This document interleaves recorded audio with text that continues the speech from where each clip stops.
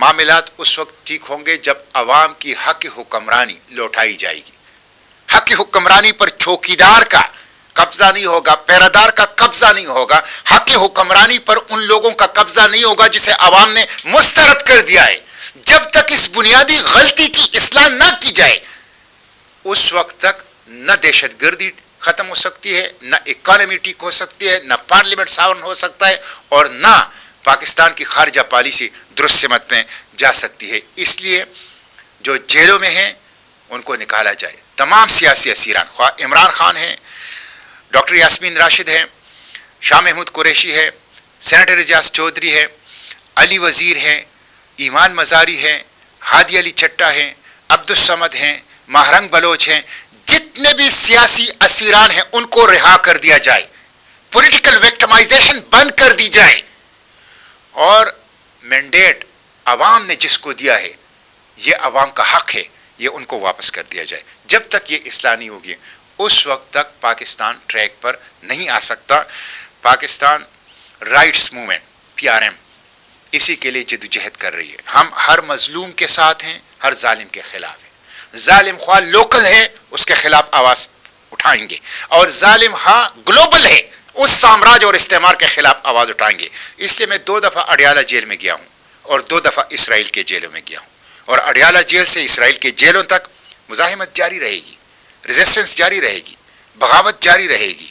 حق اور سچ اور انصاف کی پکار ہم بلند کرتے رہیں گے, اسی راستے پہ آگے بڑھیں گے. آپ پارلیمنٹ کو اعتماد میں لیں. پارلیمنٹ کہاں ہے؟ یہ چیزیں پارلیمنٹ میں ڈسکس ہونی چاہیے. آپ بتائیں کہ سیکیورٹی لیبس کہاں ہیں؟ یہ انٹیلیجنس فیلئر ہے, یہ سیکیورٹی فیلئر ہے. اس انٹیلیجنس فیلئر اور سیکیورٹی فیلئر پر پارلیمنٹ کو اعتماد میں کیوں نہیں لیا جاتا؟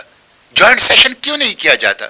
تمام حقائق پارلیمنٹ کے سامنے کیوں نہیں رکھے جاتے؟ یہی تو مسئلہ ہے کہ اگر آپ سمجھتے ہیں کہ افغانستان کے ساتھ ایشو ہے, آپ سمجھتے ہیں کہ آپ کے قابو میں نہیں ہے, آپ سمجھتے ہیں کہ کچھ وجوہات ہیں اس کے, تو وہ پارلیمنٹ کے سامنے رکھے نا. پارلیمنٹ کو تو کوئی آن بورڈ نہیں کرتا, پارلیمنٹ سے تو کوئی مشورہ نہیں کرتا, پارلیمنٹ میں تو قوم کے جو بنیادی ایشوز ہیں وہ ڈسکس ہی نہیں ہوتے. چند لوگ, طاقتور لوگ بند کمروں کے اندر بیٹھ کے اس 25 کروڑ عوام کی قسمت کا فیصلہ کرتے, اس لیے تو مسئلہ ٹھیک نہیں ہو رہا. اور یہ آج تو نہیں ہو رہا, یہ تو آپ کو علم ہے. حسن جان مولانا صاحب یہی کے تھے, ان کے قاتل گرفتار نہیں ہو سکے. حامد الحق شہید کے قاتل گرفتار نہیں ہو سکے, سمیع الحق شہید کے قاتل گرفتار نہیں ہو سکے. تو اسی طرح آپ صدرن ڈسٹرکٹ میں چلے جائیں, بڑے بڑے علماء قتل کر دیے گئے, ہمارے سینیٹر باجوڑ کے قتل کر دیے گئے, سیاسی زعماء قتل کر دیے گئے, قبائلی مشران قتل کر دیے گئے.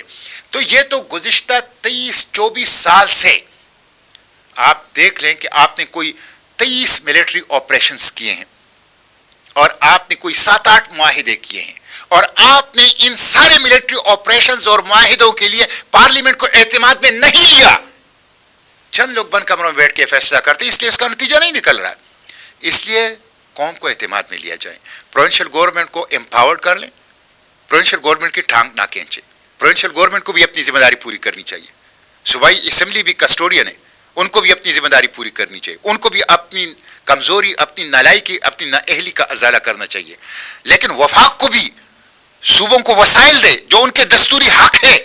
اور اس کے ساتھ ساتھ جو ٹیررزم کا ایشو ہے, یہ دراصل صوبائی ایشو ہے ہی نہیں, یہ کراس بارڈر ایشو ہے, اور یہ براہ راست سیکیورٹی اداروں, انٹیلیجنس اداروں اور وفاقی حکومت کی کرنے کا کام ہے. تو پارلیمنٹ کو آن بورڈ کریں, پولیٹیکل APC بلائیں, تمام سیاسی جماعتوں کو بٹھائیں, ان کو ان کیمرہ بریفنگ دیں, کلیکٹیو وزڈم کو, اجتماعی دانش کو کام میں لائیں. اگر آپ یہ سب کچھ نہیں کر رہے تو آپ کی کسی بات کا اعتبار نہیں کیا جا سکتا. دیکھیں, پارلیمنٹ کو دستور کے مطابق پاکستان میں ہائیبرڈ ڈیموکریسی کا کوئی گنجائش نہیں ہے. پاکستان میں عسکری جمہوریت کی کوئی گنجائش نہیں ہے. پاکستان میں ٹرو ڈیموکریسی ہوگی, جو اقبال کا خواب تھا, جو قائد کا خواب تھا, جو دستوری پاکستان ہمیں بتاتا ہے. کوئی ہائیبرڈ ڈیموکریسی, کوئی عسکری جمہوریت, اس کا کوئی تصور پاکستان کے 1973 کے کانسٹیٹیوشن کے اندر نہیں ہے. ٹرو ڈیموکریسی ہوگی, ساورن پارلیمنٹ ہوگا جو ول آف دا پیپل کو ریپرزینٹ کریں. تو یہ پارلیمنٹ کو کرنا چاہیے.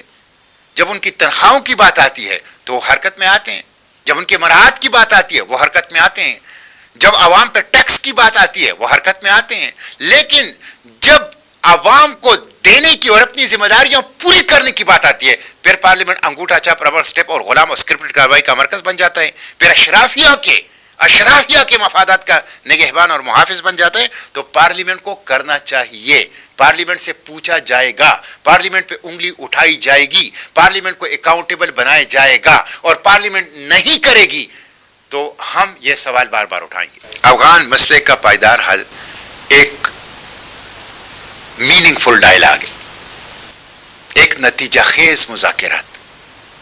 دیکھیں، افغانستان اور پاکستان کا امن ایک دوسرے سے جڑا ہوا ہے۔ افغانستان کے لوگوں کو اور وہاں پہ حکمران طبقے کو یہ بات ذہن سے نکالنی چاہیے کہ پاکستان میں بدامنی ہوگی اور افغانستان میں امن آ جائے گا، پاکستان میں عدم استحکام ہوگا اور افغانستان میں استحکام آ جائے گا، نہیں۔ اسی طرح اگر افغانستان میں بدامنی اور عدم استحکام ہو، اس کا براہ راست اثرات پاکستان کے اوپر پڑتے ہیں اور پڑیں گے، اور یہ ہمارا مشاہدہ، یہ تاریخ ہے۔ اس لیے ہمارے لیے بات چیت کا، ڈائلاگ کا، مذاکرات کا، نیگوسیشن کے علاوہ اور کوئی راستہ نہیں ہے۔ میننگ فل ڈائلاگ کریں، نتیجہ خیز ڈائلاگ کریں، اور اس کے ذریعے سے اپنے ڈفرینسز کو ختم کریں۔ ہم ایک دوسرے کے ساتھ لڑ کر صرف دشمن کے مفادات پورے کر سکتے ہیں، ان کے خواہشات پورے کر سکتے ہیں۔ ہم نے لڑنے کے بعد بھی بیٹھنا ہوگا، مذاکرات کرنی ہوگی، تو اس لیے ابھی بیٹھیں، مذاکرات کریں، اور جو گریونسز ہے پاکستان کے ہیں، افغانستان کے ہیں، ان کو میز کے اوپر اور ڈائلاگ اور نیگوسیشن کے ذریعے سے ایڈریس کر لیں۔ اور اس میں بہت سے لوگ، پارلیمنٹ بھی رول کر سکتا ہے، قبائلی مشران بھی رول کر سکتے ہیں، علماء کرام بھی رول کر سکتے ہیں، بہت سے لوگ اس میں رول کر سکتے ہیں اگر حکومت چاہے تو۔